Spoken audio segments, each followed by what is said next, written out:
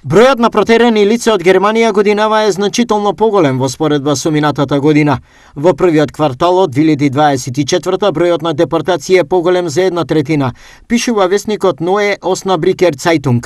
Весникот ги пренесува податоците од германската влада наведени во одговорот на пратеничкото прашање од партијата Левица.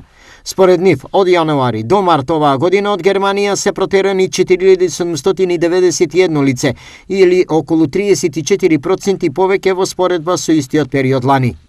При тоа Северна Македонија е на врвот на листата на депортации. Во првиот квартал од оваа година од Германија биле протерани 483 граѓани на Северна Македонија. Во текот на целата измината 2023 година биле депортирани 1177 македонски граѓани.